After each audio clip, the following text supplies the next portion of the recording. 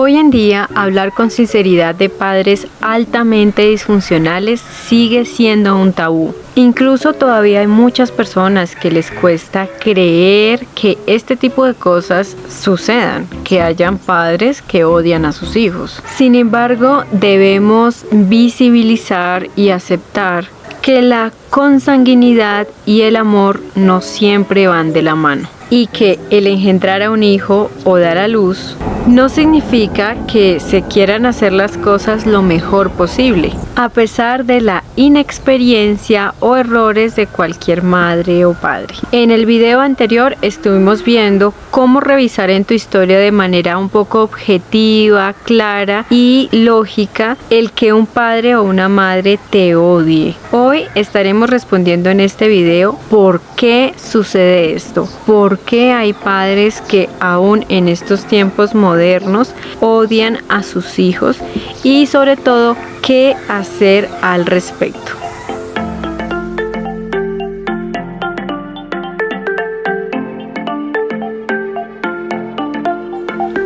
Después de muchos años de haber leído muchos libros, haber ido a terapia y sobre todo el haber intercambiado experiencias con personas que tienen historias muy similares, yo podría resumir, obviamente no es la verdad absoluta, una de las principales razones que explica este lamentable fenómeno se debe a que en la gran mayoría de los casos este tipo de progenitores tiene una enfermedad mental o trastorno de la personalidad. Si lo que describimos en el video anterior, donde hablamos cuáles son esas características de una paternidad o maternidad retorcida por el odio y el rechazo, donde prácticamente es tu enemigo, lo más probable es que tu mamá o papá tenga alguno de estos problemas mentales. Por lo general y desafortunadamente, muchas de estas enfermedades mentales o trastornos de este tipo no son nada evidentes o no son tangibles ni notorios a la vista. Muchas de estas personas con trastornos así se ven normales, están en trabajos importantes, tienen buenos cargos, tienen familias, van al gimnasio, están entre nosotros, no se ven para nada raros. Sin embargo, muchos de estos trastornos tienen como característica clave que se ejercen de manera encubierta. Pero ojo, aunque se ejerzan de forma encubierta, sí se ejercen conscientemente y de adrede. A esto también podemos sumarle que mucha gente de por sí no considera que la salud mental sea algo importante. Podemos ir al médico o al odontólogo, pero cuando son cosas emocionales o de la salud mental, creemos que no, que de pronto para eso está la religión o para eso tengo a mis amigos, pero pues ya no es importante ir a un profesional porque pues eso no es tan válido. Y también este factor hace que a nivel general muchos de estos trastornos no se conozcan, la gente no sepa que existen, y por lo tanto cuando tú tienes que andar lidiando con un papá o una mamá enfermo con esos trastornos, pues la gente tampoco te cree. Pero bueno, Sonia, ¿cuáles serían esos trastornos? Muchos de estos trastornos de ese estilo pueden ser el trastorno de personalidad antisocial.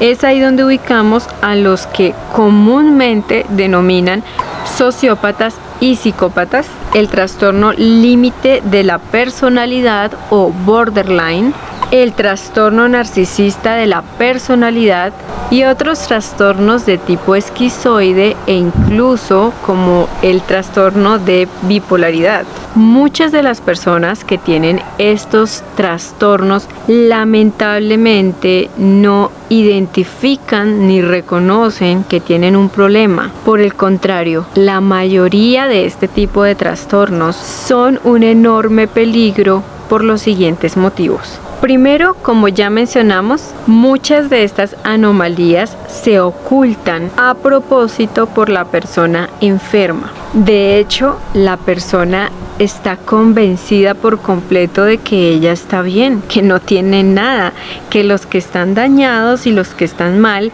son los otros. Eres tú como hija, como hijo, o como el otro como pareja o el del trabajo. Ellos están bien, pero los demás sí que requieren de muchos arreglos porque esos sí son los que están mal. Por otro lado, gran parte de la sintomatología de algunos de estos trastornos consiste en que la persona sabe simular y fingir muy pero muy bien y con maestría ser una persona normal y sana. Incluso ellos saben engañar o convencer a personas que podrían en teoría estar capacitadas para este tipo de temas, como algún terapeuta, etcétera. Son auténticos magos de las máscaras. Todo esto nos explica por qué estas personas no están ni estarán en terapia, lo cual se traduce en que son personas que no están recibiendo ayuda experta. Por el contrario, siguen ahí afuera, mimetizados, camuflados entre nosotros, en nuestro trabajo, en nuestros círculos sociales, incluso en iglesias o en lugares espirituales, en universidades, etcétera. Y por supuesto, están en nuestras familias, haciendo muchísimo daño, porque estos trastornos, lejos de quedarse estáticos o parar, son trastornos que con el tiempo van empeorando. Así que esas personas siguen ahí, escondidas entre nuestras familias, en nuestra casa, haciendo daño y sobre todo también transmitiendo su legado enfermo y disfuncional a las siguientes generaciones. Porque a lo mejor ellos también fueron niños que crecieron junto a otras personas con trastornos de este tipo. Por lo tanto, pues vienen de un ciclo generacional.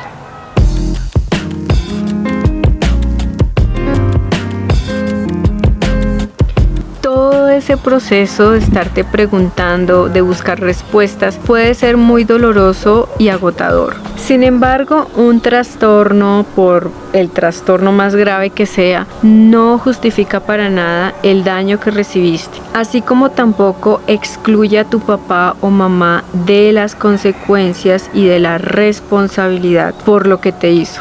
Porque tú también cuentas, tu vida también existe. Y los hijos, óiganme bien, los hijos no tenemos por qué ser el laboratorio macabro de un narcisista o psicópata o sociópata. Por eso, aunque ese progenitor nunca quiera buscar ayuda profesional, bien sea porque ya no vive o porque simplemente por su gran negación dice que no necesita, él está bien, ustedes están mal, etcétera, y no quiere buscar ayuda, no significa que tú no puedas documentarte o investigar cuál es el posible trastorno que pueda llegar a tener esa persona, ya que entre más te informes sobre el tema, mejor. Además, esto te ayudará a comprender y a conocer de qué formas puedes protegerte de ahora en adelante y así evitar peores problemas en el futuro. Es verdad que no podemos diagnosticar a nadie, en especial si no tenemos una profesión enfocada a eso con licencia, pero sí, como digo, sí estamos en todo nuestro derecho de documentarnos, de informarnos, de poder identificar ciertos rasgos para, como les dije, protegernos y evitar peores situaciones. En cuanto a la parte, podríamos decir que intelectual o racional, eso es lo que podemos hacer.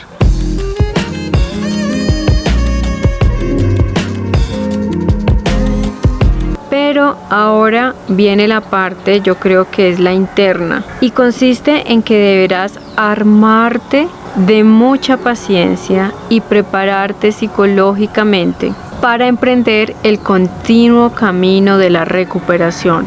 No basta con conocer intelectualmente sobre el asunto. Es necesario que aprendas a curar las heridas de tu alma, de tu corazón y sobre todo también de tu niño interior. Deberás identificar cuáles son los daños y secuelas que esos abusos dejaron en ti. y sobre todo cómo se siguen manifestando en tu vida adulta al día de hoy. Como por ejemplo en tus relaciones sociales, tus relaciones de pareja, tu trabajo, tu relación con el dinero, si desarrollaste hábitos destructivos o adicciones o trastornos alimenticios, etcétera. Esto también implicará que tengas que hacer el duelo por el padre o la madre que nunca tuviste y que tampoco vas a tener, donde tendrás que liberar todo tipo de esperanza de que esa persona cambie, porque esas personas no cambian, solo empeoran.